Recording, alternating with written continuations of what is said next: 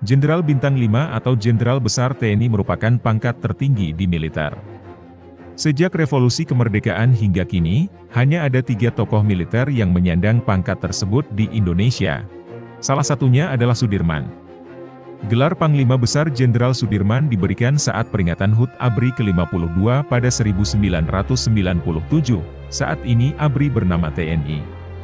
Kilas balik jasa sang jenderal setelah Indonesia memproklamirkan kemerdekaannya, Sudirman bertemu Presiden Soekarno dan ditugaskan mengawasi proses penyerahan diri tentara Jepang di Banyumas. Sudirman kemudian membentuk divisi lokal bernama Badan Keamanan Rakyat. Pada 12 November 1945, dalam sebuah pemilihan untuk menentukan Panglima Besar Tentara Keamanan Rakyat di Yogyakarta, Sudirman terpilih menjadi Panglima Besar. Saat menghadapi ancaman dari pihak sekutu di Magelang dan Ambarawa, TKR yang dipimpin Sudirman berhasil memukul mundur tentara sekutu. Pada 15 Desember 1945, Sudirman dipanggil Presiden Soekarno dan dilantik menjadi Panglima Besar TKR dengan pangkat jenderal. Sudirman juga menghadapi agresi militer Belanda I dan upaya kudeta oleh Partai Komunis Indonesia pada 1948.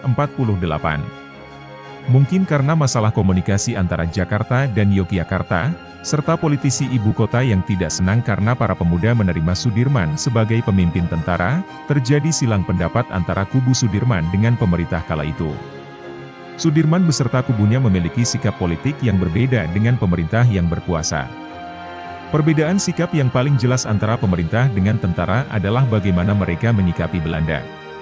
Sikap pemerintah yang selalu berunding untuk mencoba jalan damai dengan Belanda dianggap menjadi masalah bagi Sudirman. Pada Desember 1948, Yogyakarta dilumpuhkan dan Sudirman segera mendeklarasikan perang gerilya dengan penjajah.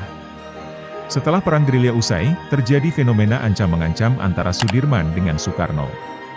Pasalnya, Soekarno meminta Sudirman untuk menghentikan tembakan sebelum perundingan di Den Haag, Belanda.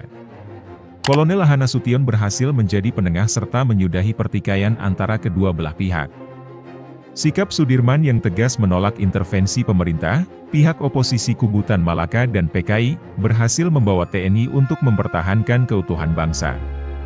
Termasuk perlawanan Sudirman saat serangan umum 1 Maret 1949 di Yogyakarta.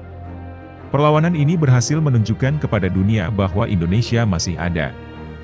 Sayangnya, penyakit TBC yang diidapnya memaksa Sudirman pensiun dan pindah ke Magelang. 1 bulan setelah Belanda mengakui kemerdekaan Indonesia, Sudirman wafat. Sudirman dimakamkan di Taman Makam Pahlawan Semaki, Yogyakarta.